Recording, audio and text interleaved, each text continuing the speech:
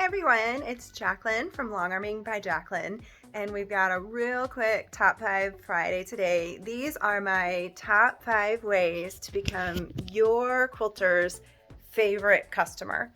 So our first one is make sure that you have a minimum of 4 inches of extra batting and backing to go all the way around your quilt. So we need that to be able to clamp it into the machine.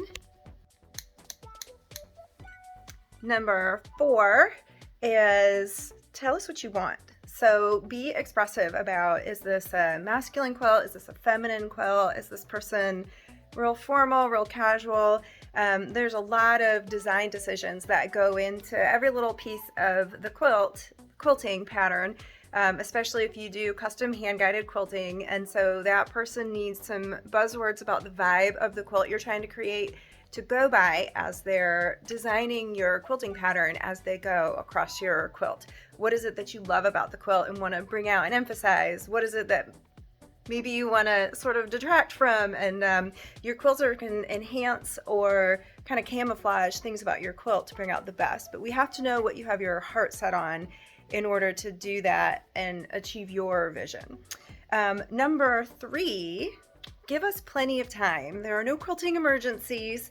Ask about current lead times when you bring a project, and make sure that you schedule plenty of time from when you start designing and piecing your top to when your deadline is, that you give adequate time to your quilter for their own lead time, because they have life events, they have orders that come in, and most people do first in, first out.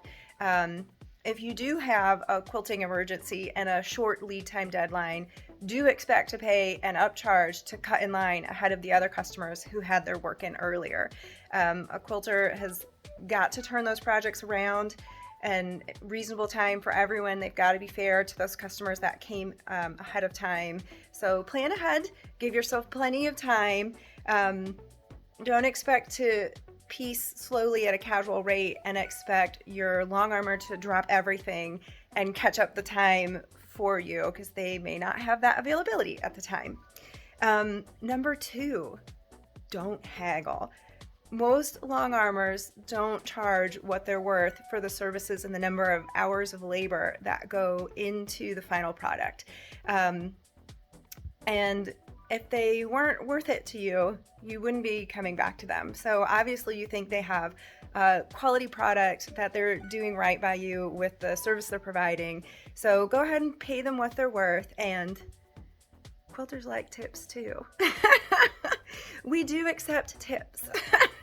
And the last one, the number 1 most important thing to be your quilter's favorite customer, is to make sure that your quilt is ready. So if you've got a time scheduled with them that you're gonna bring the quilt by a certain date, and they're scheduling jobs around that, that means kind of be on time, but have it ready on the day you say you'll have it ready if you're committing to that. But also make sure it's ready to go on the long arm. Make sure it's clean. If you have a vintage quilt that's musty, if it's got food odors, if it's been put up and maybe it has some powder or some other substances on there, make sure that all of that has been cleaned off before it comes to your long armor. Make sure it's pressed, top and back pressed the way that you want it to be pressed. Odds are it's going to go straight onto the long arm, so if those seams are wonky, they're going in wonky. And then make sure it's fully pieced.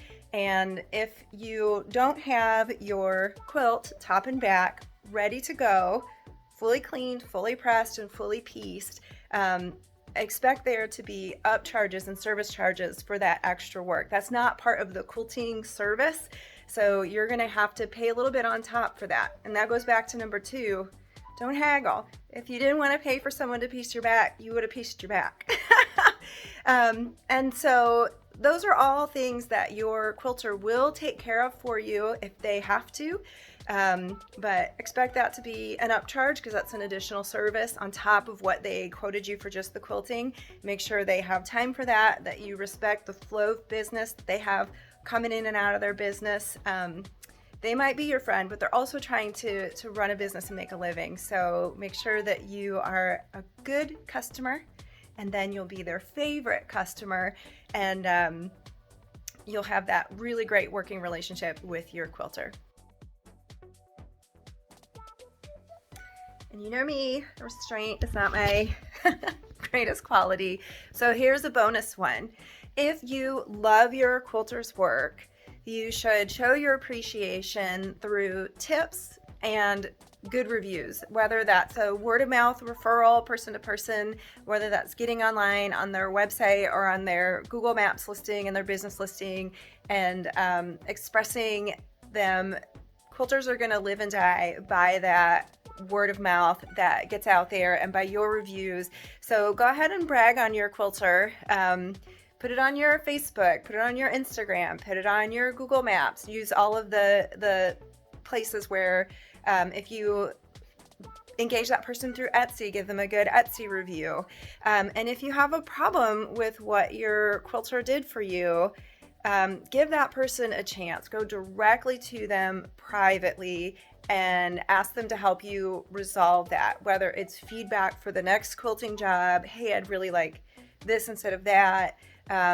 Improve the communication with your quilter and allow them to resolve that problem to the best of their ability privately, and not splash a negative review out there before you've given that person a chance to address the issues.